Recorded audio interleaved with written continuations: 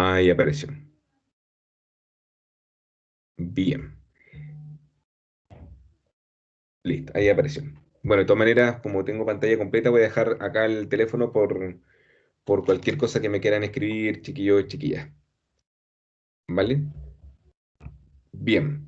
Entonces, lo primero que tengo que considerar, chiquillos y chiquillas, y plantearles como tema súper importante para lo que vamos a conversar hoy, es que hay una parte práctica que está faltante. Eso sí, lo tenemos que asumir.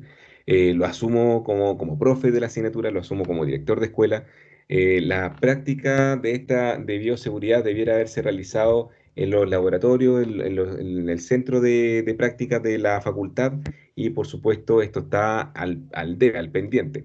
Entonces, como un dato importante y dejarlo declarado para su tranquilidad, para que no se asusten en un futuro, es que la clase de hoy día va a ser solamente de carácter demostrativo, en la cual vamos a conversar sobre las técnicas de punción, y que tomamos conciencia y asumimos de que la parte práctica, que es la punción propiamente tal, ya sea en Fantoma o que ustedes tengan la herramienta para practicar con algún familiar o con algún cercano o con quien sea, está ¿vale? Por lo tanto, nosotros como curso y como escuela asumimos que cuando podamos y la autoridad sanitaria nos permita, vamos a hacer complementaria a las actividades curriculares del semestre, vamos a hacer cursos con grupos pequeños de trabajo que podamos practicar en el centro estas técnicas para que ustedes puedan tener la herramienta suficiente y poder aplicarla después en su futuro profesional, porque estos van a hacerlo, van a trabajar con la punción.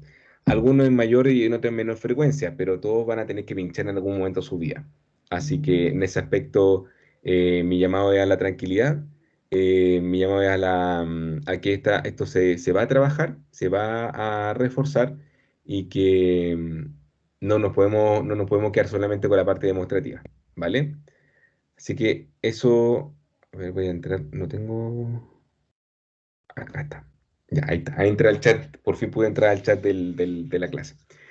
Así que una vez teniendo este curso de taller realizado, este taller que vamos a implementar para las distintas funciones, ya después ya podríamos trabajar tranquilamente en que ustedes puedan hacer a su gusto, dónde aplicarlo ya sea en Fantoma o en algún familiar, etcétera, etcétera, o entre ustedes mismos.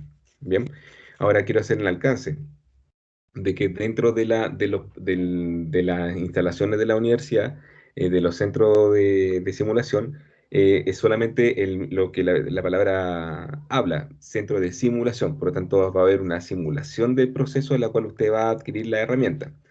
Después, detrás de ello, usted va a aprender la técnica, va a desarrollarla y va a poder trabajarla tranquilo con sus familiares. Si tiene que pinchar alguna neurobionta, por ejemplo, o si tiene que colocar algún tipo de medicamento de carácter urgente, usted va a tener la herramienta para realizarlo. Bien, así que en ese sentido, no se preocupen. Y vamos de frente, pues. Vamos a la vía de administración, que finalmente es la punción. Bien, en ese aspecto hay una mezcla de información entre la administración de los medicamentos y el efecto farmacológico. El efecto farmacológico es lo que, el efecto farmacológico es lo que de alguna u otra manera han estado conversando ustedes en farmacología, en la asignatura de farmacología, que de igual forma lo vamos a ir complementando en la siguiente clase con la administración de los medicamentos. No es, ahí ustedes se van a dar cuenta que son distintos tipos de medicamentos por distintas vías, distintos conceptos, distintos procesos de seguridad, y en ese aspecto la vía de administración es uno de los mecanismos de trabajo para la administración de estos medicamentos. ¿En qué? En la espera de un efecto farmacológico futuro. Entonces, en ese aspecto, la punción que vamos a trabajar hoy día tiene este tipo de componente. La vía de administración, o sea, la punción, perdón, entra en el concepto de vía de administración parenteral. Bien, y la parenteral está asociada principalmente a que pueda hacer a partir de una inyección la administración de un medicamento. Tenemos la enteral y las tópicas que la vamos a ir conversando después en la siguiente clase. Pero para nuestro efecto, lo que vamos a trabajar hoy día es la vía parenteral. Y dentro de la parenteral están todas estas, toda la vía subcutánea, la intramuscular, la intravenosa, la intraarterial, la intratecal, intraperitoneal y otras vías que también se asocian como la intraósea, la intracardíaca, la intradérmica, que para efectos de nuestra clase no las vamos a considerar, puesto que nuestro fundamental trabajo van a ser en el hacer, como carácter demostrativo. Por lo tanto, nuestra clase hoy día va a estar fundamentada en las primeras tres, que es la subcutánea, la intramuscular y la intravenosa. ¿Por qué no Profe, las otras? ¿Por qué no la intraarterial o la intraperitoneal o la intratecal? Porque no forma parte de nuestro quehacer como profesional de la salud. Son funciones que están mucho más especializadas, que deben ser realizadas por profesionales idóneos y dentro de un contexto clínico idóneo. La subcutánea, la intramuscular y la intravenosa son procesos que se pueden realizar dentro de un ámbito doméstico, que se pueden realizar por profesionales de la salud independiente de la profesión que tenga, pero deben seguir unas reglas del juego, un protocolo, una serie de indicaciones que van a dar seguridad al proceso, ¿vale? Así que en ese aspecto, hoy día nos vamos a acercar a las primeras tres. profe, disculpe, Dígame, por es que, supuesto. es que le interrumpí, es que le iba a preguntar en qué consistía la intratecal, que nunca la había escuchado. Ah, vale, mira, la intratecal tiene que ver con funciones que están dentro de los mismos órganos. La intratecal está asociada, por ejemplo, a una función de la médula ósea, una función del canal medular. Por ejemplo, cuando hacen los estudios, quieren ver si es que hay meningitis y tienen que hacer punciones lumbares. Esa es una punción de vía intratecal. Ah, ya, ahora entiendo. Muchas gracias. Vale, de nada. Ahora, para los procesos de manera transversal, tenemos que tener algunos requisitos, algunos insumos. Pero estos insumos también tenemos que conocerlos, tenemos que saber de qué se tratan. Y el primer paso, y traté de hacer como una especie de melodía de esta conversación, es que tenemos que basarnos en algunos requisitos. El primer paso es saber qué insumos vamos a trabajar. Y los insumos van a estar dentro de un contexto en el cual vamos a hacer un procedimiento invasivo. La punción rompe tejidos, rompe la membrana protectora de la piel. Por lo tanto, es un proceso en el cual requiere, desde su fundamento, requiere un mecanismo de protección tanto del paciente como del profesional que a partir del profesional que lo va a realizar es la utilización de guantes. Y dependiendo si es que es la extracción de sangre o si es que la administración de un fármaco, es si estos guantes van a ser o de procedimiento o estériles. La mayoría de los procesos de punción, ya sea subcutánea, intramuscular, la punción endovenosa, son procedimientos que, si bien son invasivos, no son de alto riesgo. Por lo tanto, el proceso puede llevarse con guantes de procedimiento normal. Ahora, ¿qué tipo de guantes? Lo hemos conversado en las clases pasadas. Ya puede ser de látex, pueden ser de vinilo, dependiendo del lugar donde esté trabajando y del tipo de material de sensibilidad que usted requiera. ¿Cuándo se vuelve un procedimiento que requiere guantes estériles? Por ejemplo, cuando estemos realizando en algunos lugares, porque no todos, cuando los enfermeros están dentro de un procedimiento en el cual realizan la extracción de sangre arterial. Algunos profesionales utilizan el guante estéril. O en su defecto cuando dentro de esta función está en el contexto de un proceso quirúrgico. Ahí también, por supuesto, el guante estéril, pero para efectos prácticos de la que nosotros podemos realizar, por ejemplo, en nuestros laboratorios o en nuestras casas, el guante de procedimiento es fundamental. Y la vía de prevención respecto al paciente es el alcohol, la limpieza de la superficie de la que vamos a trabajar. Cuando son punciones, son en el lugar donde vamos a generar la punción en sí, tenemos que generar un espacio en la que alrededor de ese sitio de punción tengamos una limpieza desde lo más céntrico hasta lo más periférico, limpiando en círculos este sector.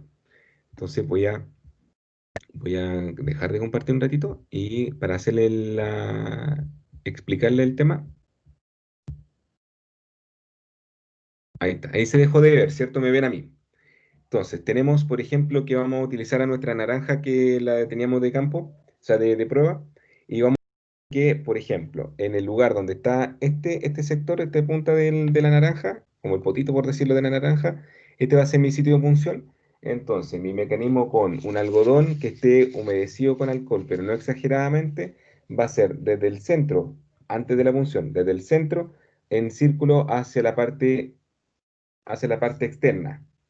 Ahora, se van a encontrar con algunos videos o algunos tutoriales donde refieren de que es una punción, o sea, es una limpieza en barrido de un lado para cambiarlo, cambiar de lugar el alcohol y limpiarle por el otro lado. También es válido. Lo más importante es el proceso en la cual el sitio de punción esté limpio, sin ningún tipo de microorganismos que pueda generar alguna contaminación o algún efecto inesperado a partir de la punción que se va a realizar. Bien, entonces ya teniendo nuestra prevención con los guantes, nuestra prevención con el paciente, con la limpieza, vamos con los otros insumos. ¿Qué otros insumos podríamos utilizar? Jeringa, lo más común de todo. Y por supuesto, dependiendo de dónde vamos a puncionar, es una liga en la cual pueda comprimir la extremidad, por ejemplo, para la extracción de sangre, pueda comprimir la extremidad de tal manera de que aumente la retención de sangre dentro de este proceso de retorno venoso que está haciendo en las extremidades, aumente la retención de sangre, por lo tanto va a permitir que aumente el lumen del vaso y sean más visibles las venas para que uno pueda tener una punción mucho más segura. ¿Vale? ¿Qué otras cosas también se pueden utilizar? Por supuesto, bolsas en la cual podamos dejar nuestro material de desecho del algodón, desecho del algodón con alcohol, el algodón limpio, si es que hay algún residuo con un poquito de sangre, y por el otro lado un receptáculo en la cual dejemos nuestro material cortopunzante. Y cuando trabajamos en material cortopunzante tenemos que separar lo que es la jeringa de la aguja. Lo que se bota finalmente es la aguja en el material cortopunzante. La jeringa se bota a la basura de desecho que está trabajada, está preparado para este procedimiento. Y a partir del protocolo que vayamos a establecer, ya sea de extracción de sangre subcutánea o intramuscular, podremos agregar quizás mecanismos que permitan la comodidad del paciente, ya sea con colchoneta, con una colcha para que el brazo pueda tener una extensión completa de este, o en su efecto, algo que permita la mayor comodidad de la posición del brazo, si es que es una subcutánea. O sea, dependiendo del lugar de punción y del tipo de punción que se va a realizar, usted te puede acompañar, por supuesto, con algún mecanismo que genere mayor comodidad, mayor efectividad y menos riesgo para la toma del examen. Ahora, otra cosa es importante de conocer y que es crucial es que ustedes conozcan a la jeringa con la aguja. La jeringa con la aguja es súper importante que lo tengan en claro cuáles son sus partes, cuáles son el funcionamiento de cada de ellas, porque van a jugar un rol importante en la extensión de su mano en el procedimiento. Usted debe saber las características que debe tener la aguja, porque de esa forma usted va a poder determinar a partir del fármaco que va a administrar, ya sea fármaco medicamento o fármaco medio de contraste, va a determinar cuál es el grosor que debe tener y cuál es el largo que debe tener esta aguja. Estas agujas tienen un grosor y un largo que está asociada con el nombre de G. Y este G asocia al el espacio, al lumen que está dentro de que permite el paso del líquido. Esta jeringa, por lo general, de manera estándar, lo que tenemos nosotros acá en la farmacia, lo que venden comúnmente, son las de 21G por 1,5. ¿Qué quiere decir este 21G? Este 21G es el grosor que va a tener la aguja y este 1,5 va a ser el largo de la aguja, que son 1,5 pulgadas. Por tanto, si es que voy a dejar de compartir para mostrarle un poquitito dónde se ve. Esta información está visible en las características en la parte trasera de la jeringa. Está acá visible, no se va a notar con detalle, pero ahí se va a notar que hay un 21G por 1,5 y 2 comillas. Ese 1,5 ese es la información respecto a la aguja, ¿vale? Ahora, ¿por qué es importante conocer esto? ¿Por qué es importante conocer el grosor y el largo? Porque cuando ustedes van a trabajar, por ejemplo, con medios de contraste, y ahí la profe May me podrá aportar desde la mirada de oftalmología, cuando trabajan con medio de contraste, el mecanismo, el medio de contraste en sí es viscoso, por lo tanto no es agua. ¿vale? No es un suero fisiológico, por lo tanto requiere un espacio un poco más amplio, porque recuerden que hay un principio físico que a partir de la disminución del lumen del espacio, mayor aumenta la presión de salida. Entonces, cuando se trabaja en medio contraste, que llegan a una vena que son de características normales, que no son distales, que son más pequeñas, más reducidas, cuando tenemos pacientes que no están inmunodeprimidos, porque recuerden que los inmunodeprimidos tienen una vasoconstricción condicionada por efecto de la medicación. Cuando tenemos pacientes con tabaquismo crónico, que tiene una resistencia al vaso, ese medio contraste puede lesionar al vaso, puede generar una flebitis, que se llama, que es una inflamación desde el punto de vista de la pared de la vena, y lo que hace es aumentar este espacio y genera una pelota. No sé si a usted la ha pasado en alguna oportunidad, cuando la han pinchado. Por lo tanto, la aguja que vayamos a decidir utilizar tiene que ser súper concordante con el medicamento que vamos a utilizar y con el vaso que vamos a utilizar. Si es para vasos más distales, necesitamos trabajar con agujas más pequeñitas.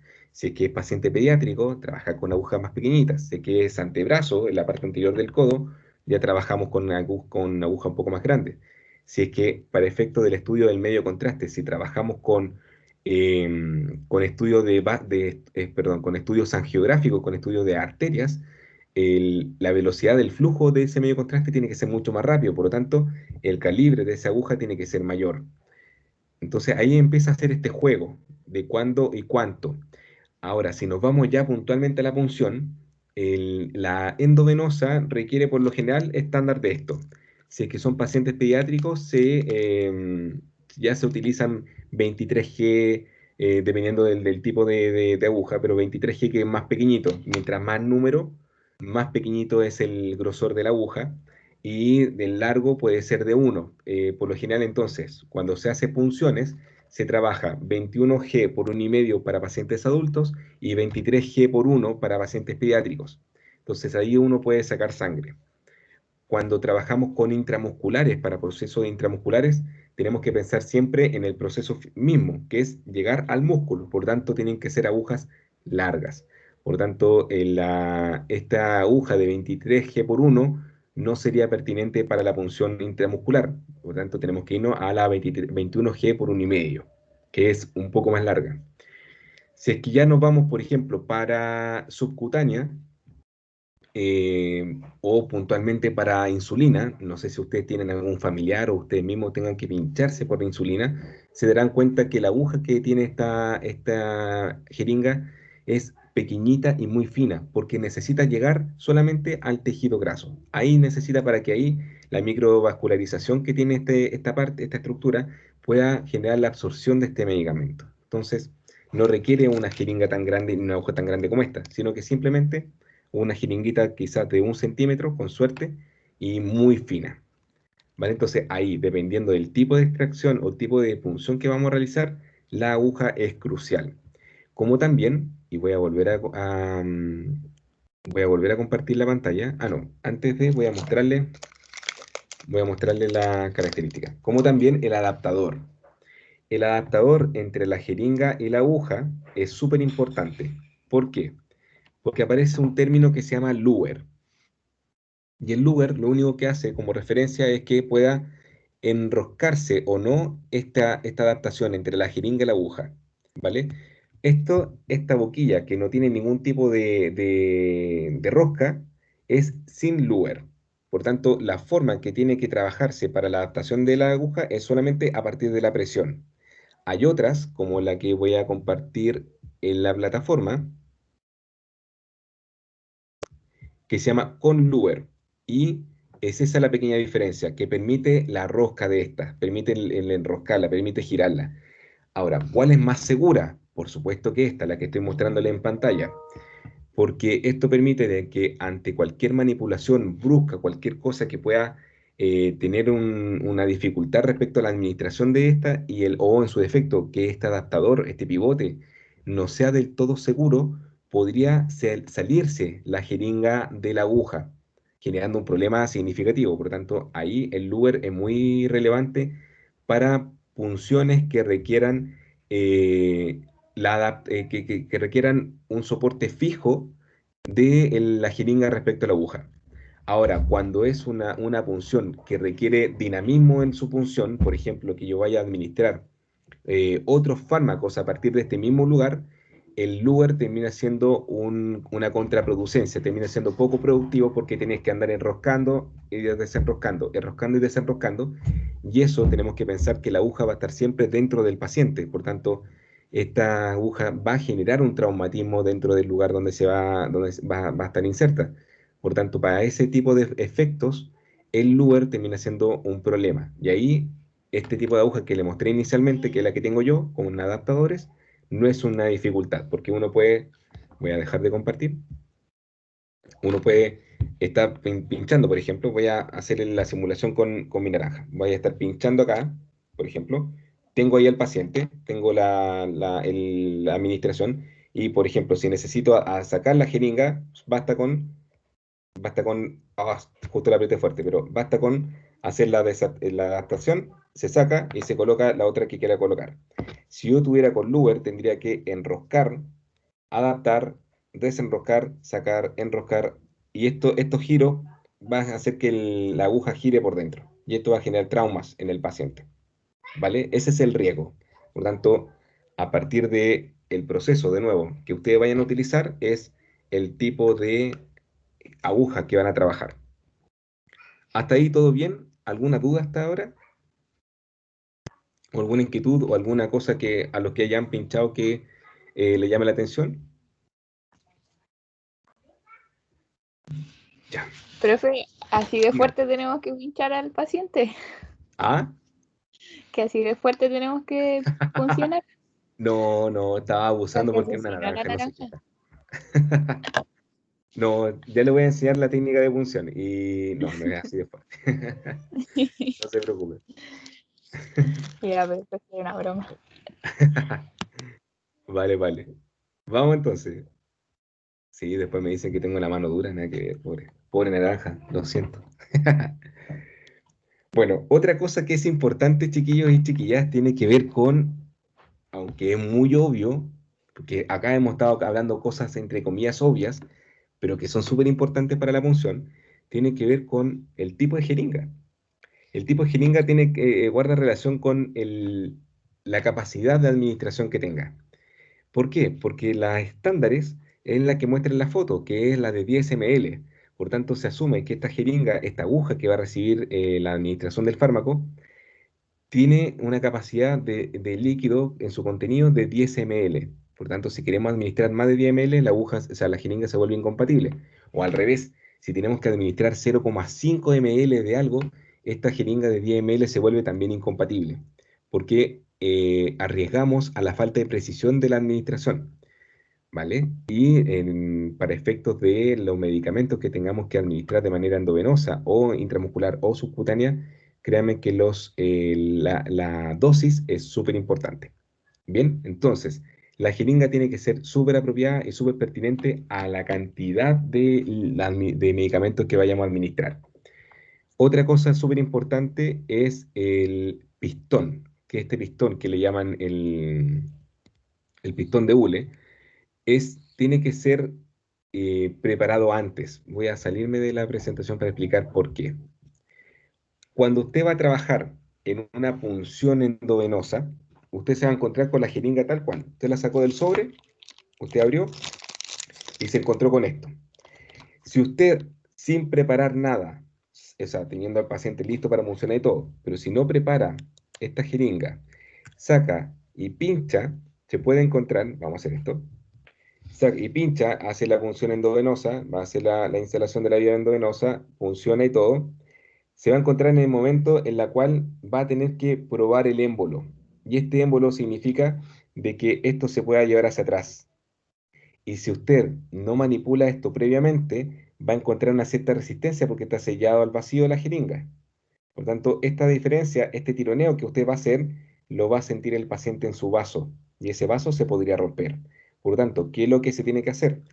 Antes de trabajar la punción hacia el paciente, se tiene que probar el émbolo y asegurar, como va a estar, no estoy contaminando el interior de este émbolo, se tiene que probar de tal manera que esté permeable, de tal forma de que cuando vaya la punción y vaya a generar el pinchazo del paciente, vaya a dejarlo de tal manera de que este émbolo pueda retirarse, estoy tapando la mano, pueda retirarse sin problemas y pueda hacer la extracción o la administración del medicamento.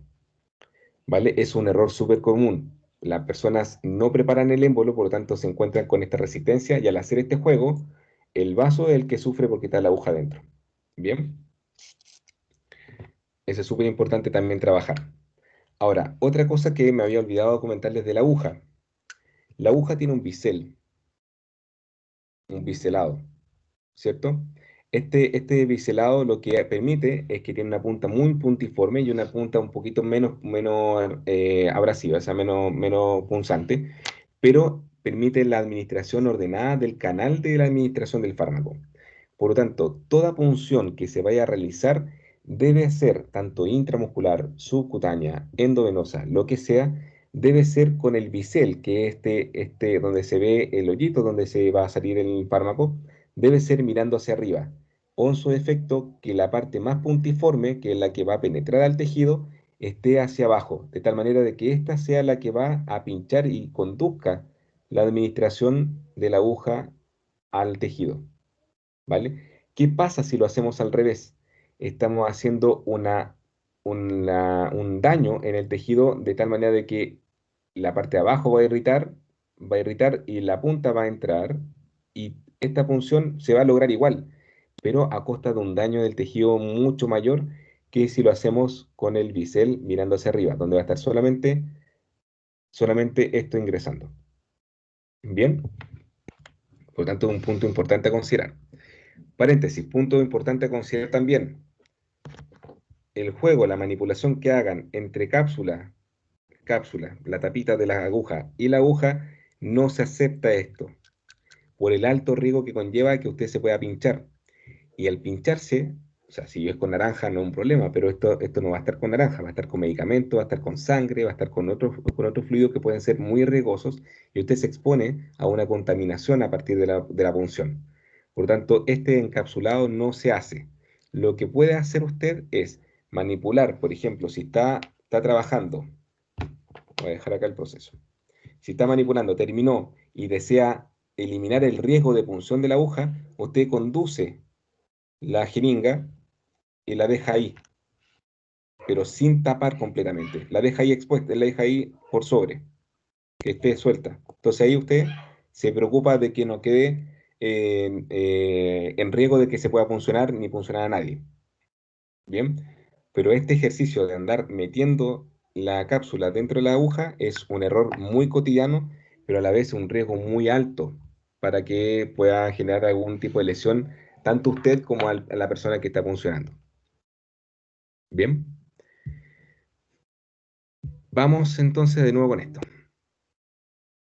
Claro, usted no lo haga. Usted no lo haga. Otra cosa súper importante, vuelvo a dejar de compartir. Otra cosa súper importante es cómo abro esta bolsita. Escucho a alguien, no sé si tiene duda o se le activó el micrófono. Profe, Dígame. ¿y después cómo se desecha la jeringa así, a medio cerrar? Ah, buena pregunta. Es que ahí cambia el proceso. Mira, vuelvo acá a mi. Tengo mi jeringa, por ejemplo, vamos así. Terminé de pinchar. Estoy listo.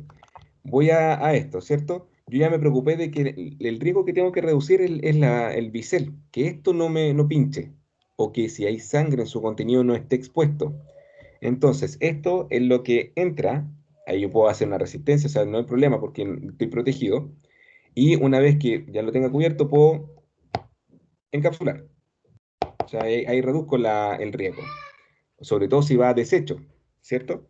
Entonces, ahora, ya teniendo esto encapsulado, con una pinza Kelly que lo van a trabajar usted dentro de los talleres de punción, usted puede hacer el retiro de esta con la mano, no es con la mano lo ideal porque puede haber contenido que puede contaminar su mano, sino que con una pinza en la cual se extraiga esto y esto se elimina en el corto punzante, ¿cierto?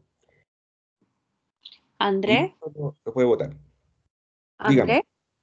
Andrés, la cajita cortopunzante de amarilla grande tiene Una pinza Kelly. sí, tiene automáticamente eso, o sea, nosotros no tenemos casi ni contacto con eso, uno la dispone porque la jeringa va en otro recipiente, o sea, la aguja va solamente en estos cortopunzantes y tienen una pincita y que uno gira y cae automáticamente la aguja Ah, al bacán, recipiente. Sí, bacán. Súper, tiene súper. un plastiquito ahí, una forma como de pinza que uno Tiene como un solamente, enganche, ¿no? sí, tiene un enganche, el que es grande, el mediano, porque el grande es el pote de basura, el mediano amarillo de cortopunzante tiene ese enganche para poder sacar la aguja, entonces uno no la manipula, para que Claro. sepa. Hace como en efecto de abre botella, como que le engancha y tira nomás. Eso mismo. Me engancha, gira y sale. Eso. Súper. Gracias, Mike, por el dato, que es súper pertinente. Ven acá.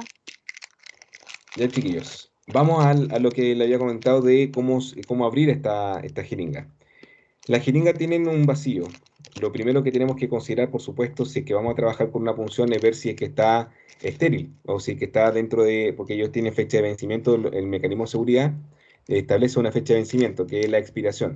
Acá, por ejemplo, me dice, yo la estoy 2025, dice fecha de fabricación febrero 2020, expiración 2025. Si no me equivoco, dice 31 de enero 2025.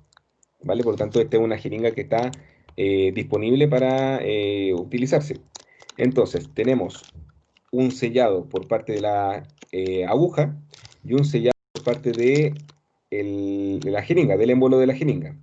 Y este es el que permite abrir. Entonces, cuando vayamos a trabajar, como esto está descontaminado, está limpio, esto permite, mira, acá tengo uno cerrado. Este está semiabierto, pero sellado a su vez. ¿Vale? Por tanto, esto yo lo puedo tirar y lo puedo abrir. ¿Y cómo se presenta? A la mesa donde yo voy a trabajar, donde están mis insumos limpios, y voy a trabajar con material que no está estéril, pero sí está descontaminado, está sin problemas para contaminar al paciente, es abrirlo y dejar que caiga. Por lo tanto, ahí y cae. Y ahí queda la jeringa dispuesta en la mesa de trabajo, ¿vale? Que está acá, está dispuesta en la mesa de trabajo. Entonces ahí yo con mis guantes puedo tomarla, manipularla y hacer todo lo que necesite. Bien, esa es la forma de abrir. Se abre, se abre la parte del sellado se vulnera y se abre hacia afuera, de tal manera de que caiga hacia adelante la jeringa. Bien. Eso está hasta ahora. Veamos qué otra cosa. A ver, a ver. Me equivoqué en compartir. Dejar de presentar. Ahí sí. Vamos a compartir. Me equivoqué de ventana, así que vamos a compartir. ¿Hasta ahora alguna duda, alguna consulta, chiquillos, chiquillas? Bien. Entonces, Profesor, dígame. sí, buenos días. Hola, ¿cómo estás? ¿Bien usted? Muy bien. Lo que pasa es que tengo una consulta, las jeringas compré tres y las tres vienen con aire y al momento de tomarlas suenan, o sea, no venían al vacío. Ah, sí, sí. No, el que me... Sí, tienes toda la razón, Néstor. Un término incorrecto, no, para nada. Es un tema de sellado de perimetral, que por los bordes está sellado, pero adentro esta disposición está descontaminada y limpia era mi término correcto. Está limpia de microorganismos. Ese era el concepto correcto. No Ah, es que ok. esté al vacío, sino que está limpia de microorganismos, por lo cual es estéril. Así que el que esté en espacio, sí voy a dejar de compartir para que la mire. De hecho, estaba así la mía. Ese espacio que queda, que está disponible, eso es normal. Lo que hace es que dentro de este espacio no haya microorganismos, está sellada. Yo en mal utilicé el concepto de estar al vacío, así que te agradezco la observación, Néstor. Pero así no está mal, para nada. Ah, ya, gracias. Vale, vale. Gracias por la observación, Néstor. Y vamos entonces. ya teniendo eso en mente y con todo lo que hemos conversado, también tenemos que irnos al otro lado, a qué es lo que vamos a utilizar. Vamos a trabajar en las formas farmacéuticas.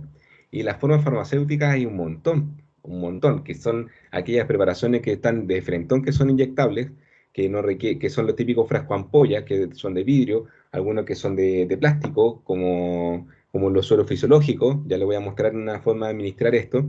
Otras que deben diluirse previamente, que son los frascos liofilizados, que es igual como una leche en polvo, de la cual tenemos que mezclar con suero fisiológico, y de hecho acá hay una fotito que es un poquito más explicativa. Aquellas que son para para la perfusión, que son más bien que están exentas de virógeno, que son aquellas que no permiten ningún tipo de reacción de fiebre por parte del paciente. Otro que son la extemporánea, en realidad están extemporáneas, lo voy a corregir inmediatamente. Extemporáneas, porque se puede prestar para confusión. Ahí. Extemporáneas. Y vamos. Polvo para preparación inyectable extemporánea, que son que se deben colocar también, a diferencia de las preparaciones para diluir previamente la administración de parental. La primera pueden ser liofilizadas o pueden ser en líquidas, que pueden ser de doble fase, que deben mezclarse para su función. En el caso de la cuarta, que es el polvo, ya es de frentón como si fuera una leche en polvo, como bien decía anteriormente. Y estos medicamentos vienen en las dos presentaciones, la parte líquida y la parte sólida, la parte liofilizada, que se deben mezclar en sí para el funcionamiento del principio activo. Y otra que ya no forma parte de la presentación de la punción, que son ya los implantes o los pellets, que algunas veces se utiliza para la subcutánea, por sobre todas las cosas tienen administración de carácter hormonal, que se colocan por lo general en la parte, de la parte posterior del brazo, pero para efectos nuestros no es algo común que vayamos a utilizar. Pero ocurre, está la inyección subcutánea con esta hormona. Y por lo general son estas las presentaciones, que un kit que viene con varios productos, que está asociado tanto el frasco ampolla como la jeringa con su aguja, otro que viene con un frasco más una ampolla, que es este liofilizado que yo le contaba anteriormente, que es la mezcla del líquido con el sólido que se debe mezclar a partir de la jeringa, y previa a la administración del paciente, se saca el líquido de la frasco ampolla, se coloca dentro del liofilizado, se agita, se mezcla, se busca que queden en una sola fase o una sola condición, que esté bien diluido el polvo, y una vez diluido se retira con la jeringa para que quede lista para su administración. Acá quiero hacer un alcance que es súper importante. Cuando vayamos a trabajar con frascos de ampollas de cualquier característica, debemos siempre tener una segunda aguja disponible. ¿Por qué? Porque si vamos a trabajar con frasco ampolla que sean de vidrio o que tengan cobertura de aluminio o que tengan cobertura plástica o cualquier cosa, vamos a hacer una punción de esta, vamos a romper el mecanismo de seguridad de este frasco, y podemos arriesgar de que en la aguja queden pequeñas partes, pequeñas estructuras del frasco que vamos a estar manipulando. Por lo tanto, una vez que tengamos lista la preparación del fármaco dentro de mi jeringa, cambio mi aguja por la que definitivamente voy a utilizar para la punción. Bien, por lo tanto, eso es un mecanismo súper necesario y que asegura le da seguridad al procedimiento, sobre todo para los aspectos inesperados que podemos tener con la administración de un microorganismo pequeño, o sea, microorganismo, está clarito, con un trozo pequeño de vidrio, por ejemplo, o de aluminio en la punción. Puede generar mucho dolor y puede generar daños e inflamación. Así que toda manipulación previa a la inyección propiamente tal, si es que involucra la penetración de la aguja en un frasco, esta aguja no debe ser la misma para puncionar hacia el paciente. ¿Vale? Entonces, dicho esto, voy a dejar de compartir para mostrarle un poquitito la administración de administración de... Ahí está, de una ampolla. Entonces, por ejemplo, ustedes tienen comúnmente, no sé si tienen acceso a, o sea, cloruro de sodio, es suero fisiológico. Esto se utiliza harto cuando hay limpieza de heridas, no necesariamente en punción, sino que, por ejemplo, no sé, por un rasguño se saca y se echa directamente para mantener el pH y para mantener la humedad de la lesión. Pero, por ejemplo, vamos a trabajar con este frasco que es un frasco de ampolla, pero es de plástico. Bien, y que la forma de abrirse no es rompiendo, no es quebrándola, sino, ni enterrando nada, sino que es a partir del giro de esta. Y ahí queda abierta el frasco. Voy a alejarme un poquitito porque estoy justo en el teclado. Ahí. Entonces, tengo acá mi frasquito. Lo voy a utilizar para recargar mi jeringa. Vamos al paso a paso, como ya habíamos conversado anteriormente. Voy a trabajar mi jeringa, por lo tanto, lo primero que tengo que hacer es probar el émbolo, de que no haya ningún problema con la administración de esta. Voy a trabajar, voy a sacar, voy a probar el adaptador, dejarlo lo más pegado posible, dejando disponible solamente la aguja. Cuando se trabaja el retiro de un fármaco, tenemos dos opciones. La primera, que cuando es en este tipo de frasco en plástico, es dejarla, se ingresa la aguja y se deja hacia arriba.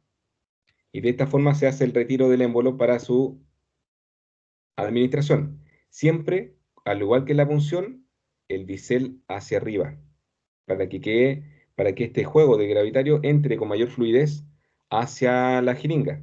De lo contrario, me arriesgo a que en algún momento, como va a empezar a vaciarse, pueda quedar expuesto el bisel hacia el aire y llene de burbujas esto, ¿vale? Entonces, yo retirando lo que necesito de medicamento o de lo que sea, viene la segunda parte. Por ejemplo, yo ya necesito 5 ml que tengo acá, pero si se fijan dentro, está llena de burbujas, hay burbujitas. Entonces, yo tengo varias opciones por trabajar. Yo lo que necesito es limpiar de burbujas esto. Por tanto, puedo hacer un juego de mecanismo gravitatorio para que pueda moverse las burbujas, o en su defecto, bajo el bisel, bajo el émbolo un poquitito, que quede con aire acá arriba, para golpearlos, de tal manera de que estas burbujas se reduzcan. Y con el giro, de tal manera de que finalmente, fíjense, si yo saco todas las burbujas que están por fuera, la cantidad de burbujas prácticamente desapareció, que eran la nada misma.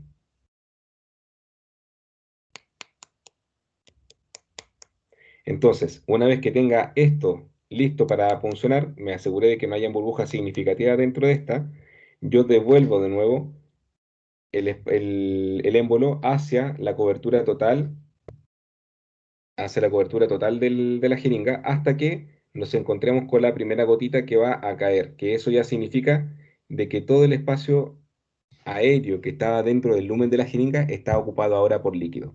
Y esto es lo que está listo para funcionar, ¿vale? Por lo tanto, volvemos a lo que habíamos conversado anteriormente. Si ya está listo para funcionar y tengo que preparar a mi paciente, esto ya puede volver a su cápsula para estar segura o seguro dentro del riñón, o en su defecto dentro del sobre de la aguja, para que esté seguro para manipular. Y ahí yo me preocupo de preparar al paciente con las indicaciones que vayan a hacer respecto a la punción que vamos a trabajar. Bien, esa es la forma de manejar el tema de la jeringa. ¿Hasta ahora alguna duda, chiquillos, chiquillas?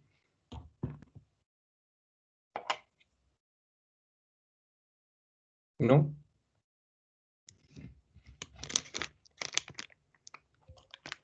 Tuve que pinchar muchos años a viejitos con la neurobionta, así que algo me acuerdo de esto. Ah, sí, sí, esto lo trabajo permanentemente. ¿Dudas, chiquillos, hasta ahora?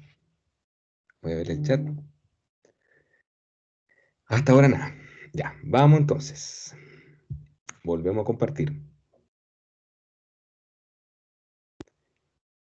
Entonces, ya teniendo estos dos escenarios listos, ahora viene sitio punción. ¿Dónde pinchamos? ¿Dónde pinchamos? Bueno, dependiendo qué vamos a pinchar, es dónde tenemos que pinchar. Si vamos a trabajar en punción subcutánea, tenemos que pensar siempre en lugares que cumplan la función. Esa es la principal característica. Cumplan la función en que sea una punción segura, de que sea una punción efectiva y que sea una punción que no entregue riesgos. ¿Ya? Que no entregue riesgos, o sea, de que yo vaya a puncionar en ese sector y me quede con completa tranquilidad de que estoy en zona subcutánea y no en zona muscular, por ejemplo. O al revés, de que esté puncionando y esté en un sector donde hay un vaso. Entonces, en ese sentido, se dispone de un mapa de lugares de sitio de punción que por lo general lo más frecuente son dos: la periumbilical, que asumo para los que han tenido o tienen familiares con diabetes, que se tiene que inyectar con insulina, es un mecanismo cotidiano de punción, que utilizan el alrededor del ombligo para pincharse, o que es lo cotidiano para las vacunaciones, que es en el tercio medial, pero en el borde lateral en el borde externo del brazo, de cualquiera de los dos brazos. Bien, ahora, la forma de puncionar la vamos a ver al tiro.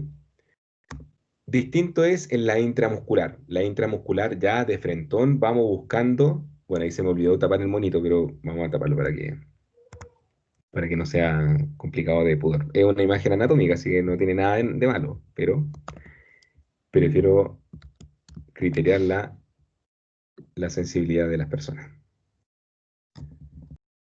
Y vamos de nuevo.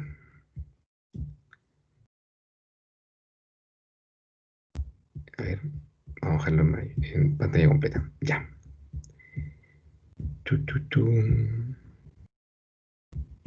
Ahí está, vamos. La intramuscular es lo mismo, mismo principio de lo que conversamos hace un ratito, de la importancia de la función que cumpla, de que sea segura, de que sea efectiva y que sea sin riesgo. Por lo tanto, tenemos que llegar sí o sí al músculo. Tenemos que pasar la barrera de las intradérmicas, de la subcutánea, tenemos que llegar directamente al músculo para que este fármaco finalmente genere su proceso normal de administración. Ahora, ¿cuáles son los lugares? Ya habíamos conversado que la aguja es más grande, por lo tanto, el mecanismo de punción es distinto. Entonces, ¿dónde tenemos que asegurarnos donde hay un buen músculo, que no haya mayor problema? Que son tres lugares por lo general que se trabajan: en la deltoidea, que es la más común de todas, donde de hecho ustedes han sido pinchados en más de alguna oportunidad en ese sector; en el recto femoral, en el vasto anterior, que es un lugar un sitio de punción muy los deportistas sobre todo; y la más común de todas, que hemos pasado todos por ese sufrimiento, que es la ventroglútea, que es en el cuadrante superior externo del glúteo. Ahora, ¿por qué ahí y por qué no en otro lugar? Porque el sitio de punción debe ser en ese lugar, porque hay un elemento crucial dentro de la región posterior que es categórica y que puede ser un riesgo gigante si es que hacemos una punción de manera indebida, y que es este borde, esta ramita amarilla que está ahí en la imagen, que es el nervio isquiático o nervio ciático, como dependiendo de la nomenclatura que utilicen para anatomía. Por lo tanto, como yo sé el lugar correcto de punción, usted debe hacer teniendo al paciente acostado, tiene que hacer una demarcación con algodón con alcohol, de tal manera de que usted pueda visualizar cuál es el lugar correcto de punción, y se tiene que hacer a partir de dos referentes. El primer referente va a ser nuestra cresta ilíaca. Usted va a palpar al paciente acá arribita. Voy a, voy a referirme a la imagen. Va a palpar la cresta ilíaca, el borde superior de la cresta ilíaca, y esa referencia va a ser su tope máximo, ¿vale? Y su referencia baja va a ser el trocánter mayor. Entonces usted va a palpar el trocánter mayor, va a ubicar su borde superior de la cresta ilíaca y va a tener su región de punción. Ahora, ¿dónde se arma este cuadrante, estos cuatro cuadrantes? La línea interglútea, el pliegue interglúteo, o el inicio, en términos coloquiales, el inicio de la rayita del poto. Ese inicio de la rayita del poto me va a dar una referencia a que, haciendo un trazado hacia la parte externa del paciente, hacia el borde lateral del paciente, y en el punto medio entre el pliegue interglúteo y el borde externo del paciente, me va a generar una cruz. ¿Bien? Y el espacio entre el pliegue interglúteo y el borde superior de la cresta ilíaca, en su borde externo, va a ser el sitio de punción donde yo pueda generar mi punción de manera segura y efectiva. Entonces, vamos de nuevo. Referencias de punción. Por el lado superior, cresta ilíaca, borde superior de cresta ilíaca, por el lado inferior, trocánter mayor. Ese es mi mapa. Ahora, de ese mapa, yo agrego una nueva línea, la línea del pliegue interglúteo. Esa línea del pliegue interglúteo la llevo hacia el borde externo, borde lateral, y entre esta línea y el borde lateral hago un punto medio. Voy a generar una cruz. Y en esa cruz, el borde superior externo es la que yo voy a utilizar en su punto medio, donde voy a utilizar para la punción. Ahora, ¿cómo se pincha?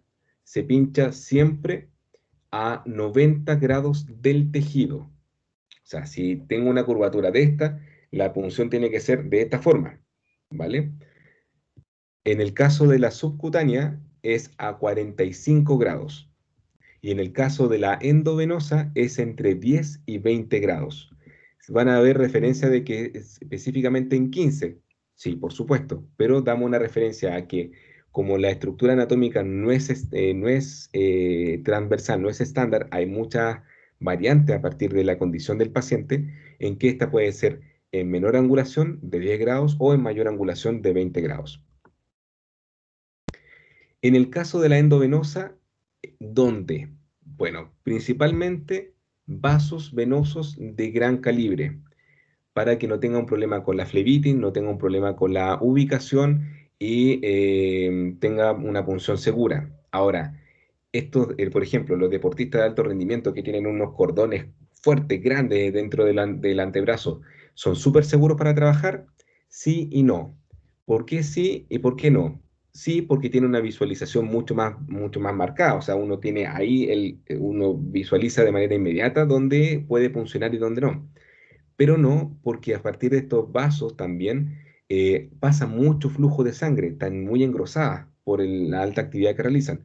Por tanto, al pincharlo tiene que ser una punción rápida, porque si usted se demora en esa punción, puede generar de que este vaso, al manipularse, salga más sangre de la que corresponda dentro de la manipulación. Y usted se pueda asustar o se pueda cortar, se pueda quedar en shock por la cantidad de sangre.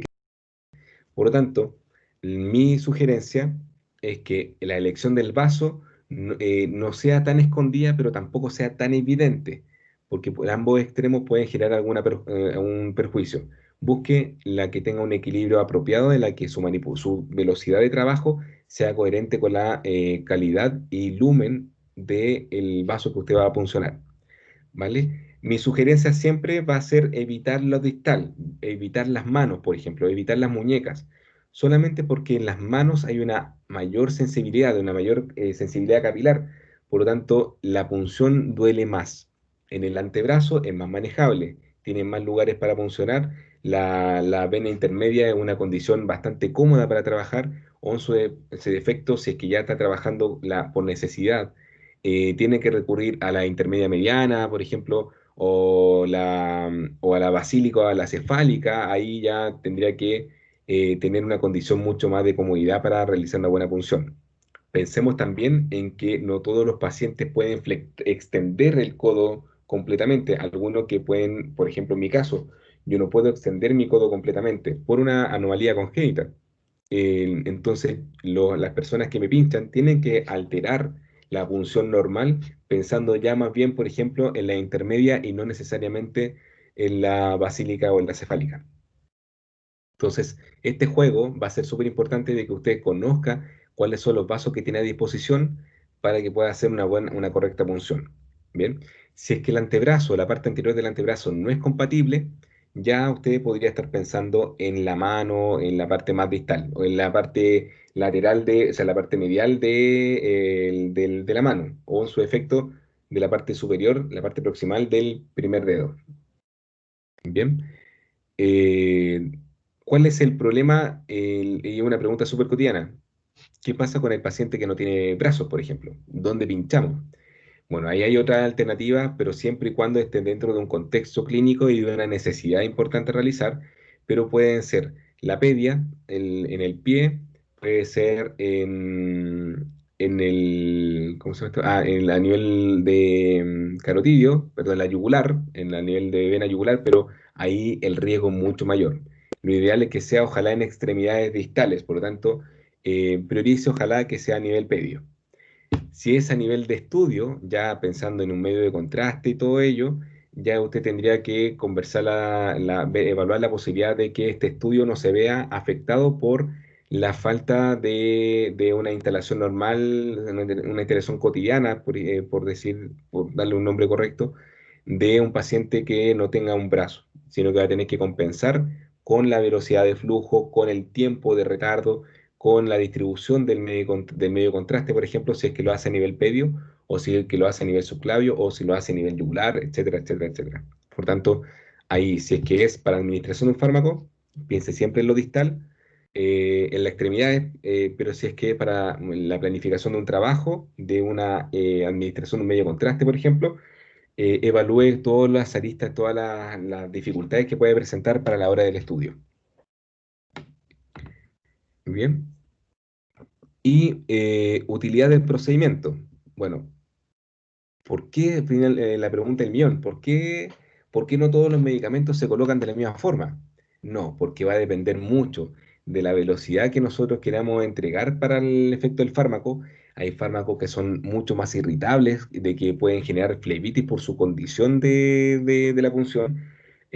Por tanto, en la endovenosa va a ser una administración rápida y efectiva del fármaco, pero en aquellos medicamentos que no generen ningún tipo de traumatismo ni generen ningún tipo de complicaciones a la administración de esta, ¿vale? Por tanto, cualquier cosa que no sea compatible con una vía endovenosa, por su irritabilidad, por su biodisponibilidad, con cualquier cosa que pueda generar una complicación de la administración del fármaco, la vía endovenosa se tiene que evaluar para otro procedimiento.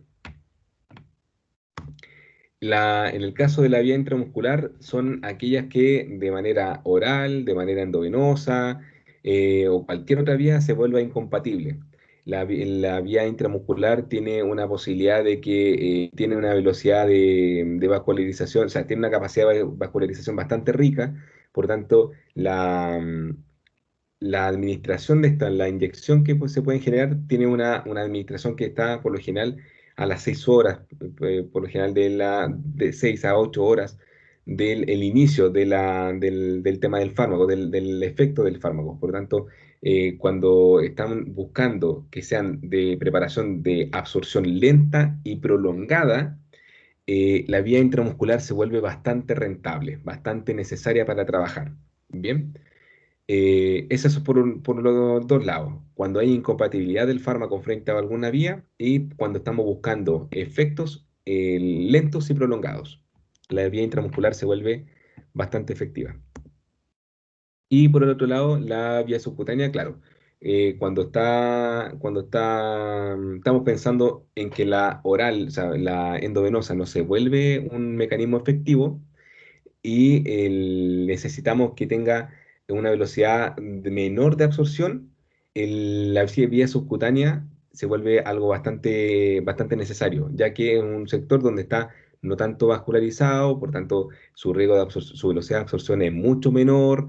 En ese sentido, por tanto, los medicamentos tienden a ser bastante cómodos para trabajar. Por tanto, ahí la insulina, por ejemplo, u hormonas también pueden ser bastante cómodas para instalarse. Entonces, cuál y cuándo se tiene que utilizar un mecanismo o un sitio de función va a depender siempre de la velocidad de absorción, de la efectividad de absorción y de, por supuesto, la naturaleza del fármaco, de que genere o no efectos adversos o inesperados dentro del lugar donde se va a funcionar, como por ejemplo en la endovenosa. Y aquí hay un mapa, o sea, una tablita bien práctico donde está claro de que principalmente la endovenosa está asociada a medicaciones que son de carácter urgente o de fármacos a diluir que se puedan diluir en suero. y que es lo general que se utiliza en la urgencia. Ya pasamos a la intramuscular cuando son vacunas, cuando son, por ejemplo, antibióticos de gran complejidad, por ejemplo, no sé, por la penicilina, con la benzatina, que es súper común, instalación de corticoides que pueden generar irritabilidad dentro de la endovenosa. En la intramuscular se vuelve bastante práctica. Y en la subcutánea, principalmente estas tres características, la heparina, la insulina y las vacunas. Otros fármacos, pero en menor cuantía. Así que, y bueno, y tipos de inyección. A partir de ahora, lo que les voy a mostrar son 3 videos para referir a la técnica de inyección. De nuevo, volviendo al inicio de clase, esto es algo demostrativo. Es importante que ustedes consideren todos los patrones, todos los aspectos importantes a considerar, pero la técnica en sí se va a trabajar en un taller, así que, y a partir de la actividad que tengamos ahora con la naranja. Así que veamos los 3 videos y retomamos la conversación. Este es el primer video que tiene que ver con la punción intravenosa. Antes de comenzar, cerciórate que el sitio de punción sea el adecuado, que cuentes con el material completo y que tu paciente esté en una posición cómoda. Lo primero que vas a realizar es colocar la ligadura o el torniquete aproximadamente a 3 traveses de dedo o 3 centímetros del pliegue del antebrazo, como observas. Esto para recolección de muestra sanguínea de vena basílica o cubital media, o de forma general, recuerda colocar el torniquete al menos a 7 centímetros del sitio de punción. Palpa la vena ingurgitada y posteriormente, con una torunda empapada en alcohol, realizarás antisepsia del sitio de punción. Tomarás la jeringa, verificando que se encuentre bien colocada, y con el bisel hacia arriba, realizarás la punción en un ángulo entre 45 a 20 grados. Una vez que identifiques el registro sanguíneo, aspirarás suavemente el émbolo para obtener la muestra de sangre.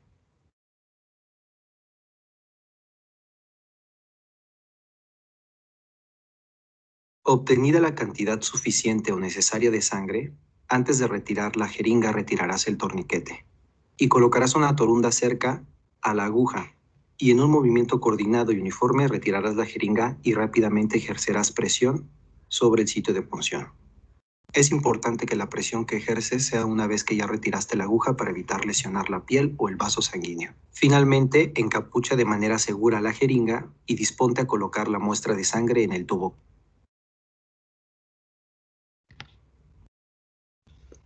Bueno, eso es la punción endovenosa o intravenosa. Vamos ahora con la subcutánea. El día de hoy vamos a ver administración de medicamento por vía subcutánea. Entonces, previo a nuestro lavado de manos, vamos a preparar el material y vamos a revisar, por supuesto, también la indicación médica. Acá nos indican insulina cristalina, 4 unidades subcutánea postprandial para la señora María José López. Bien, entonces vamos a ir verificando. Lo primero es tener nuestra insulina cristalina, torulitas para hacer limpieza,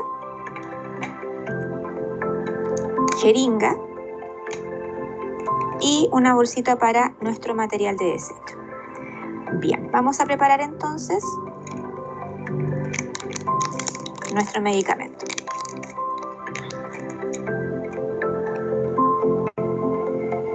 Siempre en este tipo de medicamentos es importante fijarse en la graduación que tiene la jeringa. Ya recordar que hay algunas que van de 1 en 1 y otras que van de 2 en 2. En este caso va de 2 en 2, por lo tanto si me indicaron 4, yo debo llegar hasta el 2. Ahí. Entonces vamos con nuestro medicamento a la unidad. Elegimos nuestro sitio de punción, que generalmente es periumbilical, ¿sí? Podemos limpiar sin alcohol la zona a puncionar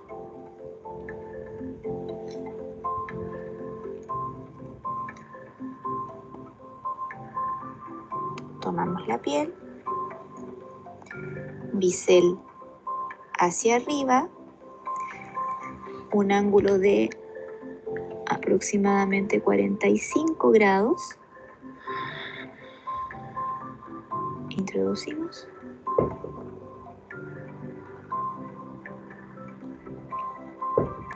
Y administramos el medicamento. Algodoncito seco, sin movilizar la zona. Dejamos cómoda a nuestra paciente y eliminamos nuestro material como corresponde. Cortopunzante. En este caso, no es necesario sacarlo, se elimina directo. Esto acá, eliminamos el material y la insulina al refrigerador.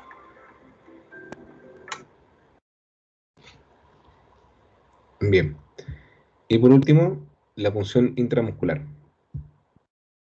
Definición. Es la administración de medicamentos por medio de una inyección en el tejido muscular. Equipo.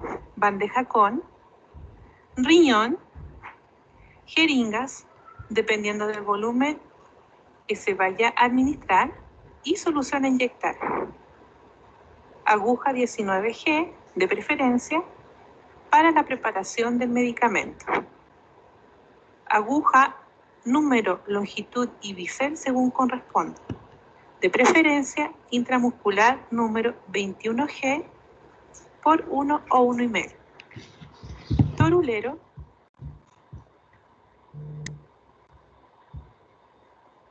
Tarjeta o tarjetón de indicación.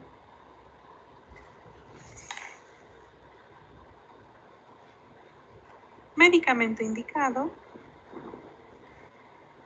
Solución antiséptica, alcohol al 70%. Depósito para desechos. Depósito para cortopunzante y pinza Kogel. Procedimiento.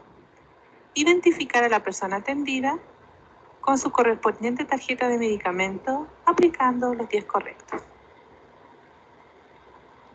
Reunir el equipo explicando el procedimiento a la persona atendida. Realizar higiene de manos. Preparar el medicamento según técnica.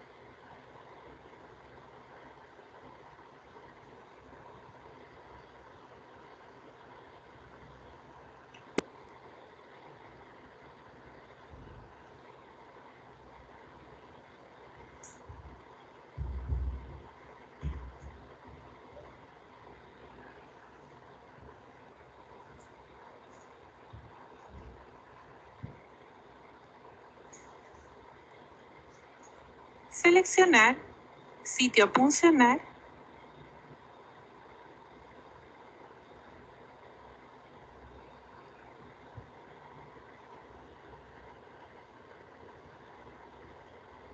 Y pincelar la piel con solución antiséptica más o menos 5 centímetros de diámetro. Esperar su secado.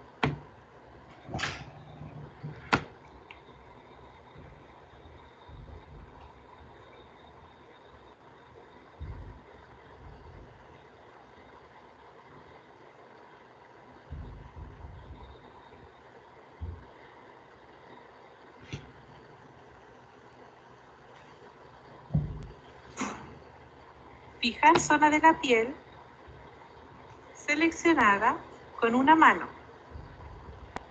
es decir, realizar un pliegue, e insertar la aguja en un ángulo de 90 grados con un movimiento rápido.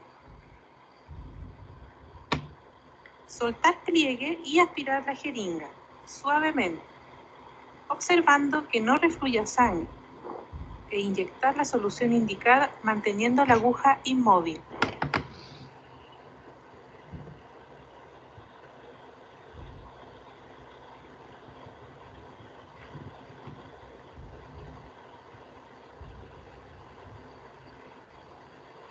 Retirar aguja con un movimiento rápido y presionar la zona con una tórula seca durante 1 minuto.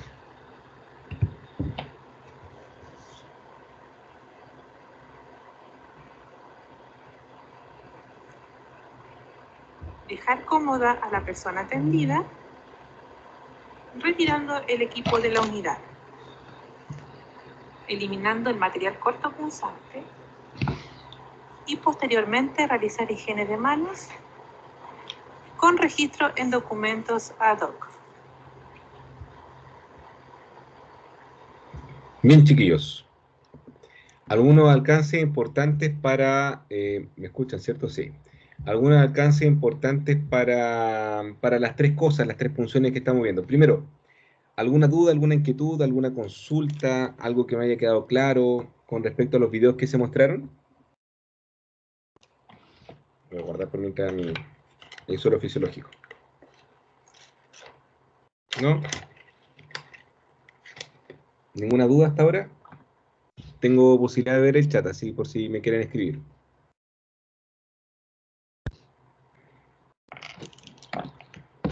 Bien, chiquillos.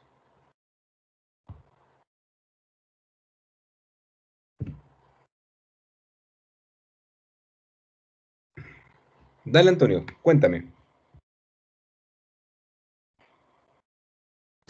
Ya mejor la pregunto por audio. Es que Vale. quería preguntarle cuánto tiempo como máximo puede estar la aguja dentro del paciente, porque hay veces que se le administra suero y no sé cuánto tiempo puede ser como máximo para que se cambie o se retire. Ya, es súper buena la pregunta. Súper buena la pregunta, Antonio.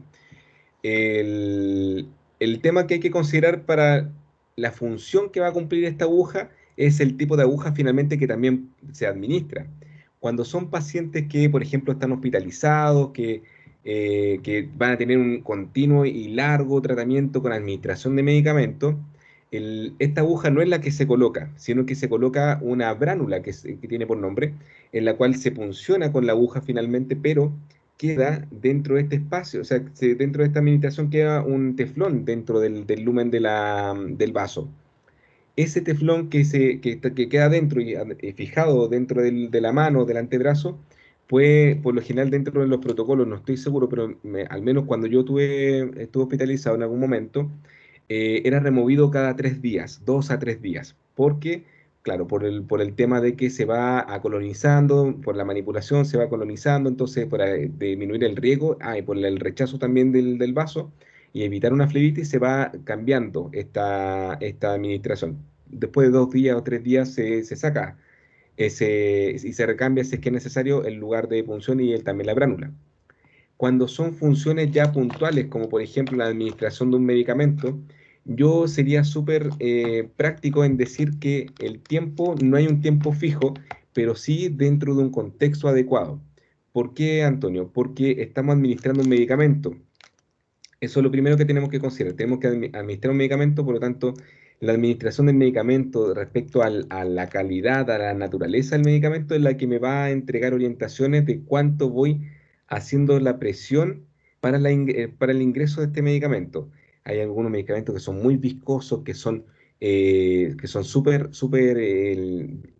difíciles de administrar, por lo tanto, ahí tenemos que ir con más lentitud, o si no, de lo contrario, siempre todas estas cosas van a tributar en un dolor hacia el paciente, ¿vale? Entonces, el tiempo adecuado es el natural que corresponda frente a la naturaleza del medicamento. No extender más porque por supuesto que el paciente está sintiendo un dolor, está sintiendo una molestia con la administración del medicamento, está en una situación incómoda, la ansiedad empieza a pesar, por lo tanto, extender más allá de ese tiempo puede generar una contraproducencia por la sensación de que están pinchándole mucho tiempo inadecuado y la ansiedad empieza a ganar. Entonces, la punción tiene que ser rápida de tal manera de que no despierte dolor en el paciente, no despierte mayor dolor en el paciente, y la administración del medicamento tiene que ser acorde a ese tiempo. ¿Cuánto es lo normal que debiera demorarse? Por lo general, cuando son de mecanismos muy viscosos, 1 minuto, ahí puede estar dándole con el medicamento cuando es muy viscoso. Pero cuando son oleosos, por ejemplo, cuando es la típica neurobionta, con 10, 15 o 15 o 20 segundos ya está administrado el fármaco sin problema. O sea, ahí depende mucho de cómo ir manejando la situación. ¿Vale? Así que yo no sé si con eso respondo a tu pregunta, Antonio. Y todo claro, profe. Gracias. Vale, de nada. Voy a leer lo que dice el chat y después le doy la palabra a Valentina, que tiene la manito levantada. ¿Les tinca? Dice, la Javi pregunta, yo tenía entendido que se debe palpar con los con 2 dedos la vena, el índice del medio. O sea, sí, o sea, lo importante, Javi, más allá de que vayas tú palpando, es ideal, yo concuerdo contigo en que deben hacerse al menos 2 dedos o 3 dedos, porque el tema va a tener que ver con la cobertura, la distribución de la rama. Ese es súper importante, porque con un solo dedo, tú vas a ubicar el vaso, pero no tienes continuidad de dónde está la trayectoria del vaso. Entonces, mi sugerencia es que dependiendo del largo de la aguja, tú hagas una detección de cuánto es el trayecto de este vaso. ¿Por qué? Porque ya le mostraba la foto en el Nether, que lo hace muy lindo el dibujo y todo, pero lo hace súper lineal. Y las venas no tienen esa linealidad, no responden tan lineal, a veces son tortuosas, a veces son curvas. Entonces, uno debe tener claro de dónde comienza y dónde termina el lugar donde va a estar la aguja. Y para eso la palpación puede ser de 2, incluso hasta 3 dedos. Yo he hecho algunas palpaciones cuando son muy tortuosas, incluyendo hasta un tercer dedo, pero quedarme solo con puede ser un poco riesgoso porque sesgo mi información de dónde voy a estar funcionando. No sé si con eso, Javi, te respondo a tu inquietud.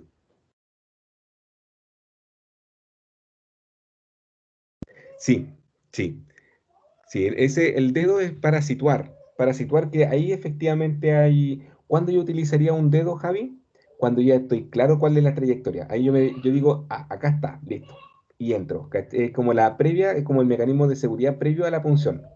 Pero para situar la trayectoria del vaso, tengo que tener más dedos para ubicarlo, para quedarme con esa tranquilidad de cuál es el trayecto. Sí. A ver, Néstor, todo claro, profesor, solo que a veces los enfermeros dejan morado el antebrazo al sacar sangre. Ya, acá no quiero ir en defensa de nadie, para nada. Pero acá hay dos cosas que son súper importantes considerar. Cuando queda morado, queda un hematoma marcado, se pueden deber a dos cosas, perdón. Uno es al mecanismo de punción. Por lo general, cuando ocurre eso, es cuando el ángulo de punción está demasiado inclinado y perfora el vaso, perfora las dos paredes, la de entrada y la de salida, y esto genera una filtración de sangre pequeña, porque el mecanismo de coagulación va a reparar inmediatamente las paredes. Eso es por la manipulación, y la segunda es porque la gente no hace mucho caso respecto a la presión que debe hacerse posterior a la punción. La gente cuando le dicen presiónese para que no le aparezca un moretón, uno se presiona y después le cambian el parche curita y se olvidó el brazo, y ahí sigue trabajando y todo. El sangrado sigue existiendo. El tema está en que uno debe hacer una presión, bueno, por supuesto que debe ser no tan fuerte, pero debe ser una presión consistente de tal manera de que se asegure de que ya no exista más sangrado. Entonces ahí, por temas de velocidad, muchas veces por dinámica, muchas veces el parche curita tapa el sangrado que sigue existiendo. Entonces, al existir sangrado que sigue existiendo, puede generar un hematoma. Ahora, cuando son hematomas más grandes, cototos, que son feos, es porque ya se perforó la vena, y eso tiene que ver más que nada con una parte de la técnica de punción. Pero si es que queda un moretoncito chiquitito, es porque ahí hay una implicancia de la persona que no siguió las indicaciones de estar presionando adecuadamente el tiempo adecuado la punción para que no generara moretón. Ahora, ojo, es un tema súper importante. cuando van a donar sangre, los que donan sangre, ustedes se han fijado de que el calibre de la aguja es gigante, como de un 14G. Entonces, con mayor razón, cuando sale esa aguja, su presión en el lugar de punción tiene que ser constante y mucho de mayor tiempo para que pueda controlar esa salida de sangre y pueda cerrarse. Así que ahí es muy común de que exista o flebitis o moretones después de la punción porque es muy grande el calibre de la aguja. ¿Vale? Vamos con el Fabiola. Dice, profe, por experiencia, mientras más rápido ingresa el medicamento, más duele la zona, al menos por la vía intramuscular. ¿Sí o sí debe ser muy rápida la acción? Fíjate que no tiene que ser rápida, tiene que ser, ustedes mismos cuando ya empiezan a practicar ya con paciente y todo, se van a dar cuenta de ser una bajada súper natural, súper natural. O sea, no tenemos que hacer que la gravedad haga lo suyo, si no, no va a bajar nunca. Tenemos que hacer un mecanismo. Pero ustedes mismos van a encontrar la autorregulación, sobre todo con lo que están utilizando para administrar. Lo que sí es importante también es que generemos un espacio en la punción, dentro del espacio de comodidad del paciente, de que esté tranquilo, que esté calmado, que no esté tenso, sobre todo si es intramuscular, si hay tensión en el músculo, si hay tensión en el glúteo, la punción genera mayor tensión en el glúteo y termina siendo mucho más doloroso, más por la sensación que por la punción en sí. Entonces, cuando ustedes van a trabajar fármacos que son de alta viscosidad, ustedes tranquilamente van a tener que dedicarle más tiempo a la punción para hacerlo más lento, lento. Cuando es algo menos viscoso, más líquido, ustedes mismos se van a dar cuenta que no va a tener resistencia. La resistencia al émbolo es la que usted le va a dar una buena referencia de administración, ¿vale? Porque se van a encontrar con que van a entrar en un líquido en algo que no debiera tener líquido, ¿cachai? Distinto es en la endovenosa, distinto, porque ahí hay un medio acuoso que está en movimiento, por tanto, que ustedes coloquen suero fisiológico va a depender principalmente del lumen que tolere el ingreso. Uno ahí puede colocar 5 o 7 ml por segundo sin problema, el vaso debiera aguantarlo, ¿se fija? Ahora, ¿cuál es el problema del endovenoso? El medicamento que podría generar alguna irritación en el lumen, por tanto, ahí, por ejemplo, si tú colocas un ibuprofeno endovenoso, tiene que ser con suero, tiene que ser por goteo muy pequeño porque irrita mucho. Distinto es si es que un suero fisiológico, pum, de un bombazo, no hay problema. ¿Te fijas? Entonces hay mucho que trabajar con la resistencia que te pueda generar el émbolo, que es cuando tú vas a colocar, vas a estar haciendo esto, cuánta resistencia te está dando, ahí tú vas haciendo esta presión. Cuando es natural, tú puedes seguir presionando, presionando, presionando. Cuando hay resistencia fuerte, va a tener que darle más tranquilidad, va a tener que darle más tiempo, y eso significa también en un menor dolor al paciente. La Marce, lo mismo pasa cuando deja las pompas moradas. Ojo con las pompas moradas, Marce. Ojo con los glúteos morados. Porque uno de los puntos que me queda pendiente conversar que en el video no se da, o que no se explícita bien, voy a mostrarlo con la naranja. Vamos con mi naranja. Voy a pinchar. Voy a pinchar una intramuscular. Por tanto, recordemos que la intramuscular es al tejido 90 grados. Pum, de una. Seguro, certero y sin ángulo. 90 grados. Y así como entró, tiene que salir. ¿Vale? No puede cambiarse, porque si yo hago esto y retiro así, todo ese cambio de ángulo lo recibe el tejido. Por tanto, va a ser un dolor importante. Entonces, Marce, a tu comentario pueden haber ocurrido dos cosas.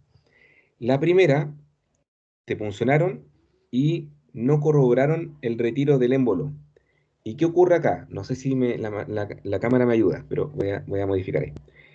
Por ejemplo, pensemos que estoy con el suelo listo pinchando la naranja. Lo que yo debiera esperar es que debiera sacar un poquito de jugo de naranja, ¿cierto? Ahí sale un poquito de jugo de naranja. Eso en el músculo no debe ocurrir. Yo en el músculo debería encontrarme una resistencia, que no salga nada. ¿Vale? Por tanto, a partir de eso yo puedo administrar. ¿Cachai? ¿Qué puede haber ocurrido? Que la persona que te funcionó no verificó finalmente si es que en el émbolo, en este juego de émbolo, estaba quizás en un vaso pequeño, ¿cachai? Y quizás lo que hizo al pincharte rompió un poquito un vaso, por ejemplo. Entonces, al hacer esta prueba, tenía que haber verificado, fíjese el juego que hace. Tenía que haber verificado si es que ahí debe haber salido un poco de sangre. Y probablemente no lo hizo, ¿cachai? Entonces, cuando ya termina el procedimiento, saca la aguja, quedó algo sangrando. Entonces, eso termina finalmente en un pequeño moretón en la zona de punción.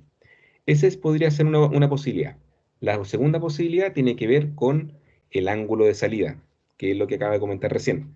Porque a lo mejor te pinchó perfecto, a lo mejor probó el émbolo, a lo mejor administró súper bien el medicamento, pero al sacar hizo esto. Y al hacer esto, corrió la aguja por dentro, raspando un montón de tejido. Tejido graso, tejido muscular, tejido cutáneo e inclusive vaso sanguíneo. Entonces, quizás la manipulación al retirar rompió un vasito o un capilar que conllevó finalmente a un hematoma en el sitio de punción y no necesariamente a la punción en sí. ¿Se cacha? No sé si te respondo con eso, Marce.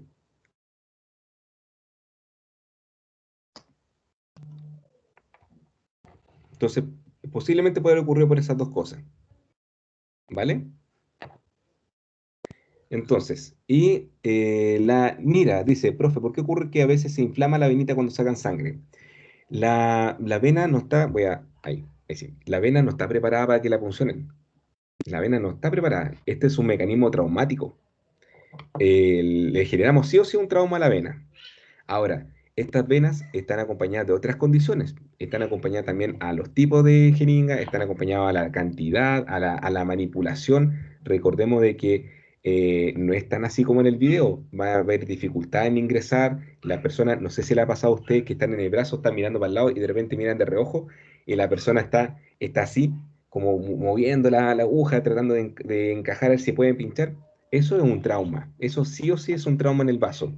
Por lo tanto, esperemos de que esta venita, esta vena que está recibiendo esta manipulación, responda al trauma. Y eso es inflamación.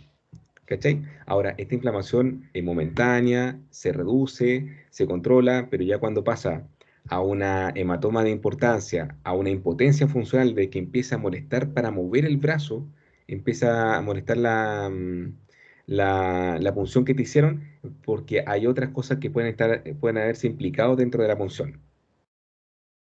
También hay una cosa importante, mira, que lo que acabas de comentar, la calidad de tus venas, la calidad de las venas, cuando son venas bastante pequeñitas, bastante poco visibles, dificultosas de ubicar, piensa de que las agujas pueden ser incluso grandes respecto al espacio, por tanto, pum, puede costar ese sitio de punción. Y ahí la profe May la aceptó pero seca. Que es el punto que te iba a sugerir. Uno de los puntos importantes para pacientes que están con venitas disminuidas es porque no tienen una costumbre no tienen una volemia adecuada, tienen una baja volemia, que quiere decir que hay poco circulante pasando. Entonces, lo sugerente es que cuando vaya a tomarse o a realizarse un examen de sangre, tenga una costumbre de consumir mucha agua, y eso va a hacer de que tenga una volemia adecuada y que los vasos tengan una adaptación mejor. ¿Vale? Así que esa es una súper buena sugerencia que hace la profe Mai, que es súper buena. ¿Vale? Entonces, cuando, por ejemplo, nos encontramos con paciente inmunodeprimido, nos encontramos con venitas súper pequeñitas. Cuando nos encontramos con pacientes con quimioterapia, nos encontramos con pacientes muy dañados con sus venitas. Entonces, ahí tenemos que tener mucho cuidado en cómo y dónde vamos a funcionar. Y bueno, también si tenemos venas pequeñas, las agujas grandes no sirven, por lo tanto tenemos que hacer agujas más pequeñitas. De hecho, algunas pacientes recurren a la mariposa, que es una agujita muy pequeña, pero con eso pueden administrar o sacar sangre. Vale, había una manito levantada, Valentina, y después veo que está también levantada la mano Cami. Así que dale, Valentina. Hola, profe. Hola, Es ¿cómo que, estás? bien, ¿y usted? Bien, bien, bien. Lo que pasa es que mi papá es diabético y yo a veces lo inyecto, pero me intriga cuando saco la insulina y queda como una burbuja de aire. Como ¿Dónde? que de Pero repente al probar el queda, émbolo. En la jeringa, sí, como al sacar la insulina, como que de repente queda una burbujita chiquitita así de aire. Ya. No, tranquila, tranquila. O sea, el aire que debemos, que podríamos, que nos genera problemas. A ver, partamos por el tema de la burbuja del aire. ¿Cuándo es complicada la burbuja del aire? Cuando le metemos aire a espacios que no tienen aire. Por ejemplo, en una sangre desoxigenada, como la vena, le metemos aire. Ahí hay un problema grande. ¿Cachai?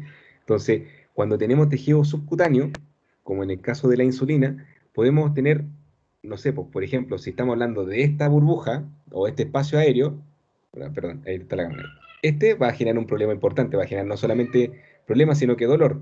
Pero cuando ya reducimos eso, bajamos eso y quedamos con una pequeñita burbujita, pero milimétrica, eso se desestima porque el cuerpo tiene el mecanismo para trabajar para o reducirlas o botarlas, ahí dependiendo del mecanismo. Pero cuando son burbujas grandes, de grandes dimensiones, sí pueden generar, más allá de un problema, pueden generar mucho dolor. En la intramuscular, lo mismo. La idea es que tengamos así la presentación de nuestro fármaco, pero si es que tenemos esa pequeña burbujita, con el mecanismo de la gravedad, porque vamos a estar funcionando, ahí se va hacia la parte más distal. Entonces, si tenemos mucha dificultad para botar esta burbujita, solamente apelemos a la gravedad y funcionemos de tal manera de que esta burbujita siempre esté en la parte más lejana del émbolo, cosa que cuando ya termine de administrar todo el fármaco, quede esa burbujita dentro de la jeringa y así no evitamos mayores complicaciones. Profe, y lo otro es que de repente, por ejemplo, yo le preparo la insulina y la dejo ahí como, se la dejo ahí. Él se baña, por ejemplo, y sale y se la coloca a él. Pero él tiene que darle como unos golpecitos antes de inyectarla, ¿cierto? Siempre y O cuando verla. haya, los golpecitos están asociados principalmente a la reducción de burbujitas, solamente con eso. Si es que está uniforme, está sin desfase, porque recuerde que hay algunos medicamentos que empiezan a precipitar. Si es que no hay nada de eso, puede administrarlo tranquilamente. Lo que sí es importante es que el contenido del fármaco, de lo que esté, en este caso de la insulina, esté dentro incluso de la aguja. Entonces ahí el ejercicio, por ejemplo, está su papá así. Voy a limpiar la aguja para que no se note la burbujita de agua. Ya, ahí está. Entonces está así. Lo que debe buscar es que no solamente quede el contenido del fármaco en la jeringa, sino que incluso en la aguja. Por lo tanto, al salir estas primeras gotitas, ya se asegura de que el medicamento está dentro de la aguja y no hay aire. Por lo tanto, ahí usted puede pinchar sin problema. Entonces, yo diría que esa es la mayor preocupación, más allá de golpear y todo, es que todo el contenido esté con agua o con medicamento en este caso. Ya, gracias, profe. Vale, de nada. Andrés, Cami, May, decir que bueno, en el caso de la insulina es intradérmico, entonces tampoco es que haya una pequeña burbujita, además que las unidades que se usan en insulina son bajitas.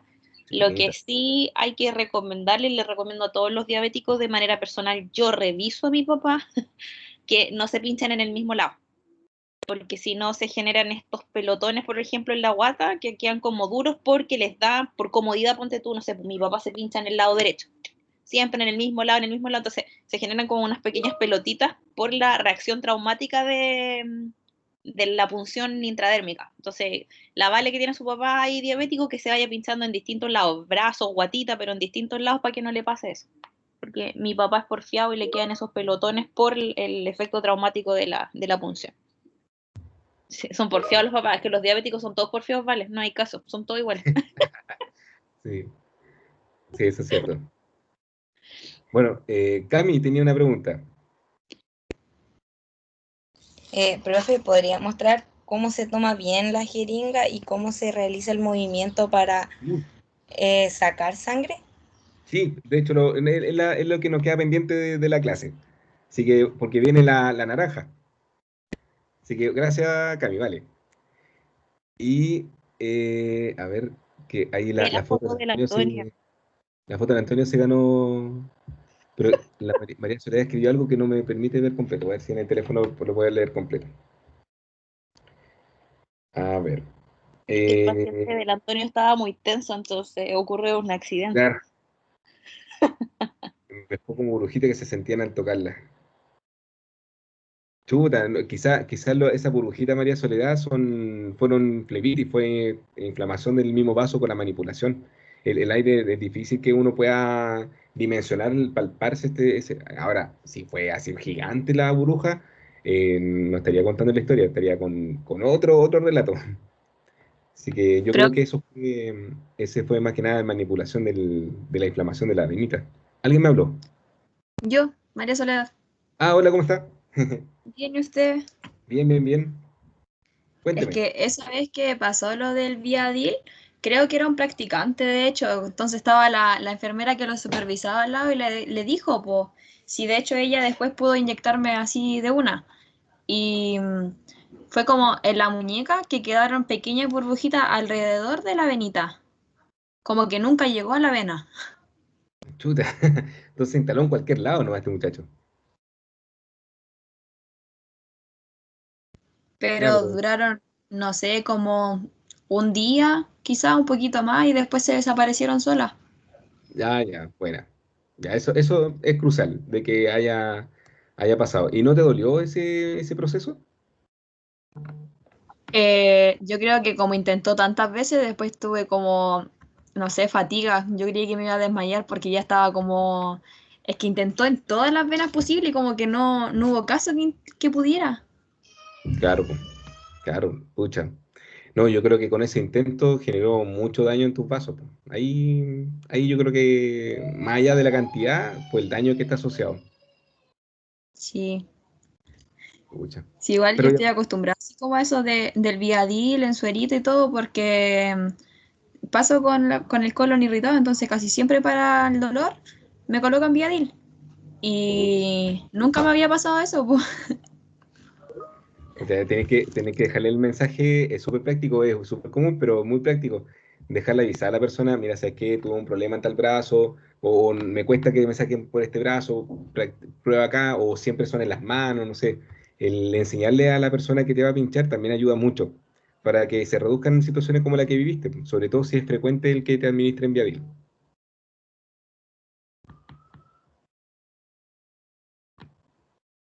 Aerogastrol, dice la profe May, así no te pinchan. Bueno, vamos a la última parte que tiene que ver con la práctica.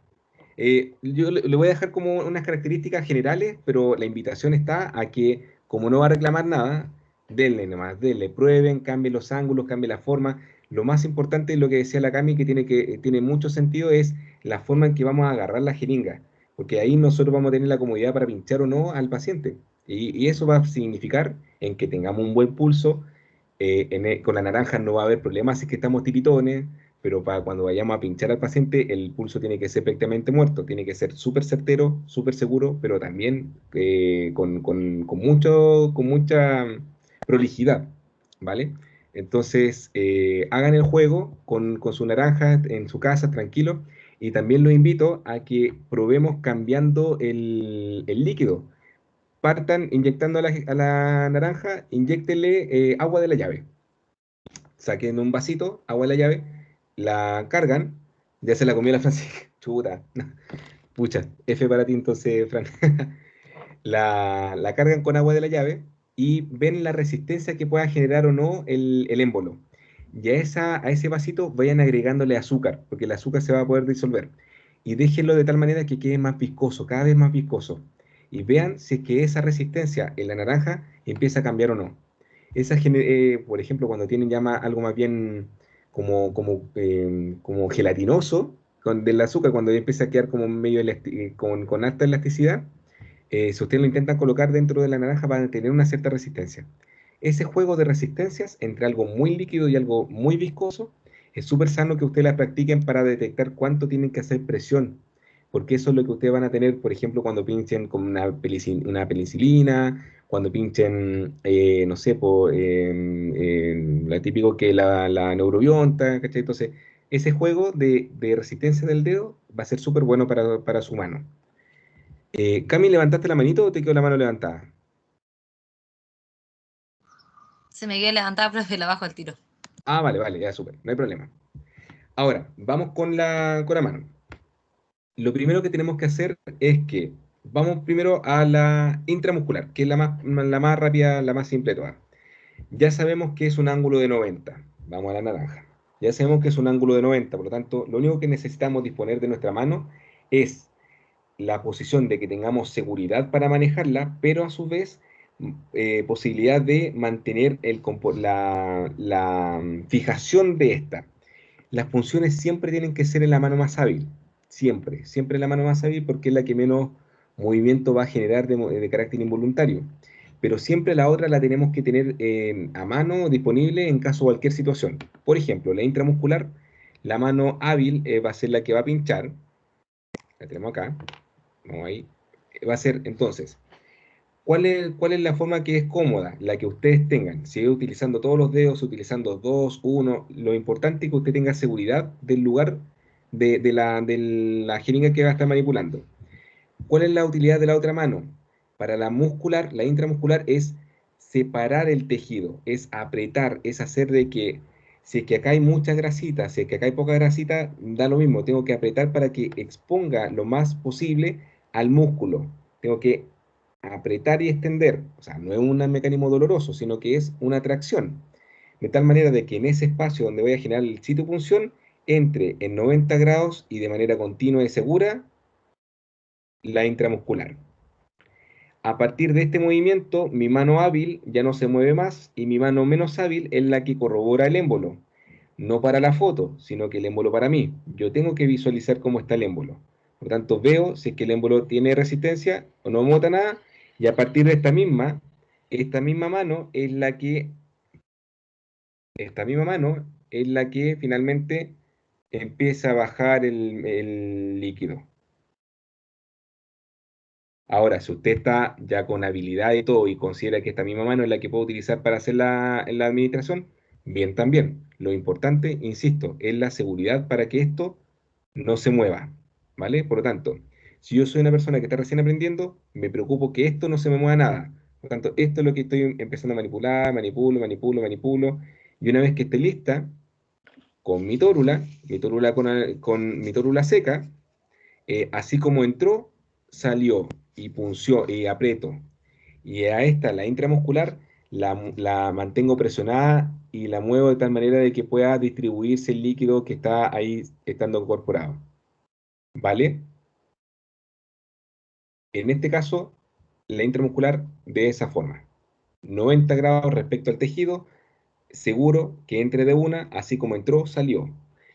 Una vez que usted tenga mayor comodidad, mayor practicidad del tema, puede hacer sitio punción, estira, funciona, corrobora émbolo, y a partir de eso puede hacer el mecanismo de administrar, y después de administrar, el retiro, y listo, y ahí quedó. ¿Vale? Las dos formas son viables, no se van a equivocar con ello, de hecho están asegurando una correcta atención del paciente. Primera atención. Subcutánea. Ya distinto, el procedimiento es distinto porque tenemos que angular, por tanto la angulación tiene que ser a comodidad de ustedes. La angulación tiene que ser a partir de, buena pregunta Giselle, la aguja hasta adentro, al tope, completo, que nos aseguremos que entre al músculo. Toda la aguja Giselle, ¿vale? En la subcutánea cambia la posición porque va a depender del lugar del sitio de punción. Pero imaginemos que en el brazo lo que tenemos que buscar es que haya, al contrario de la intramuscular, es que haya grasita, es que haya tejido subcutáneo. Por tanto, a esta, después me la voy a comer así que no hay problema.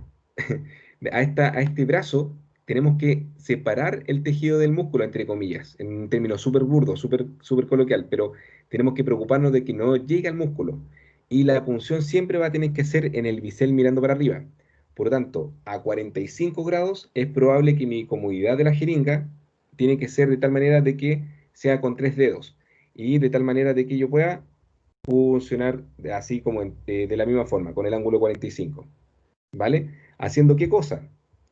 De nuevo lo mismo, preocupándome del émbolo hacia mí, preocupándome del émbolo que no refluya, y si refluye sangre, cambiar el sitio de punción, y con la mano, si es que es poco hábil, voy a cambiar la mano para que no esté tan ahí, si es que hago el retiro del émbolo, y si es que yo no tengo tanta habilidad con una sola mano, utilizo esta para el émbolo, o en su defecto, si tengo habilidad, puedo ocupar la misma mano para administrar esto. Y así como salió, o sea, así como entró, de nuevo salió con esta angulación de 45.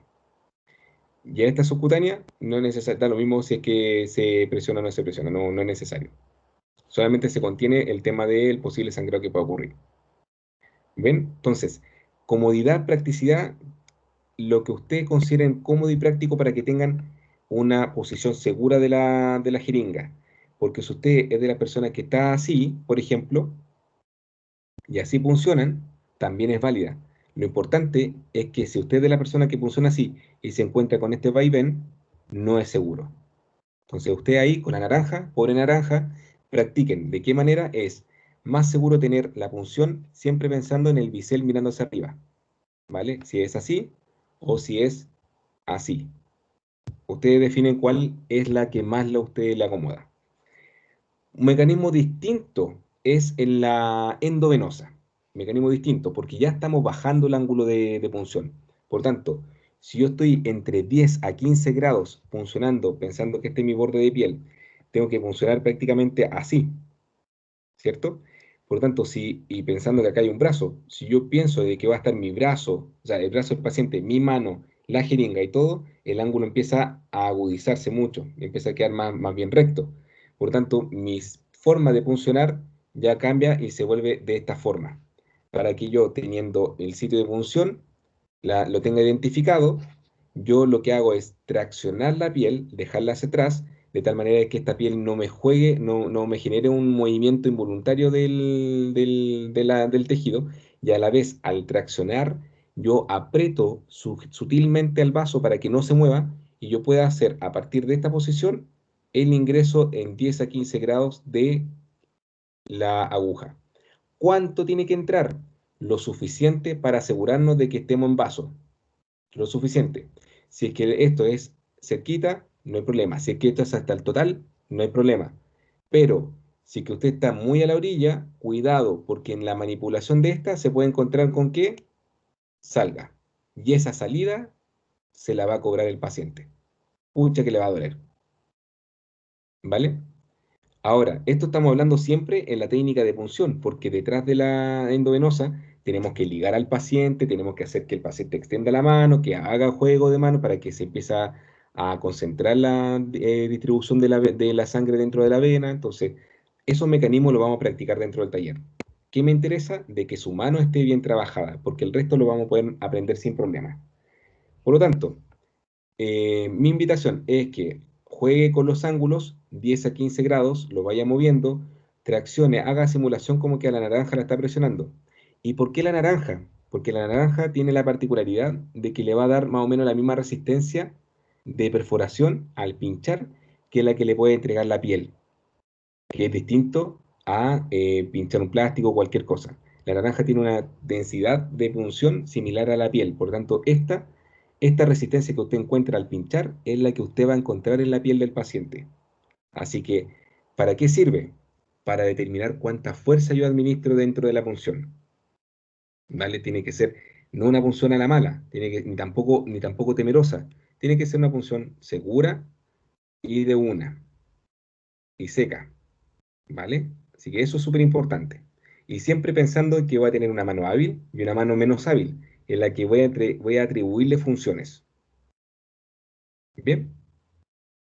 Así que la invitación, chiquillos, es a que jueguen, a que practiquen con la naranja en los distintos ángulos, en las distintas formas, en las distintas viscosidades del líquido y vayan jugando en cómo va entregando la naranja esta resistencia, ya sea a la punción como a la administración del medio, del fármaco.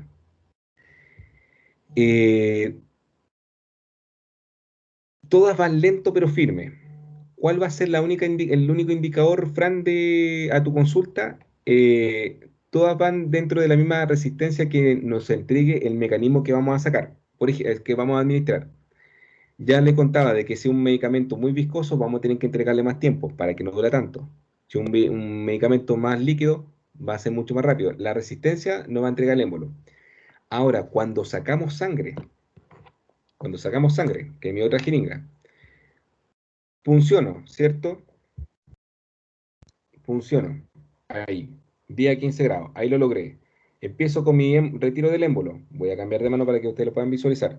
La salida de sangre tiene que ser progresiva. Lenta y progresiva.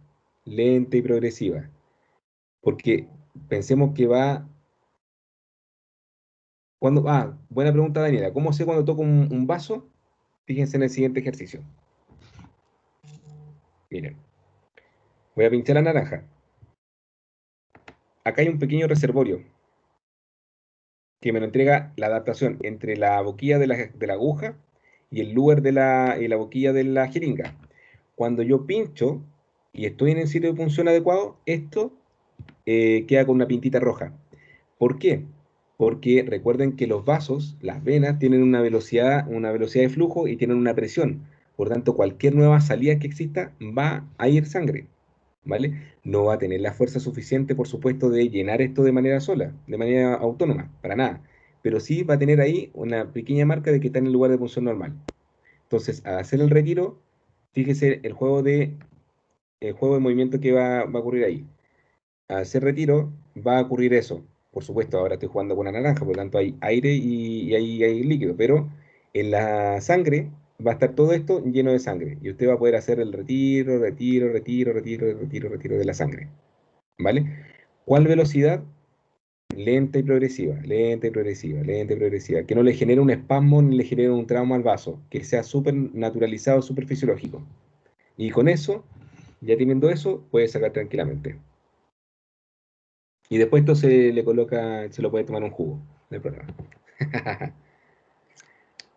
Así que eso, chiquillos, eso es la manipulación. A mí me interesa mucho de que ustedes practiquen esto, porque con eso le van a dar mucha más tranquilidad a su mano, van a practicar harto, van a jugar con, soltar mano con esto, para que después, cuando llegue la hora de un taller o de un paciente en sí, lo puedan tener con mayor manejo y pueda funcionar de manera efectiva o en su efecto de que puedan generar alguna punción de subcutánea o en su efecto intramuscular. Jueguen con la naranja y jueguen con la viscosidad del medicamento. ¿Dudas, chiquillos, hasta ahora? ¿Consultas? ¿Preguntas? Ya estamos en la hora, ya para que vayamos todos a almorzar. Sí, hay fantomas para punción, Néstor. Hay fantomas, así que ahí vamos a sacarle el jugo para que aprendamos súper bien la técnica. Yo creo que yo ahí soy un poquito de la vieja escuela. El fantoma es súper representativo para la técnica, pero la manipulación, la soltura de esto es a partir de esto y a partir también de practicar en la casa la técnica. Así que eso es importante.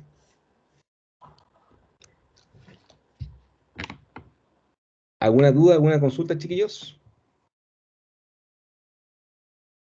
Ya. Entonces, en honor al tiempo, voy a dejar de grabar. Vayan a almorzar, chiquillos.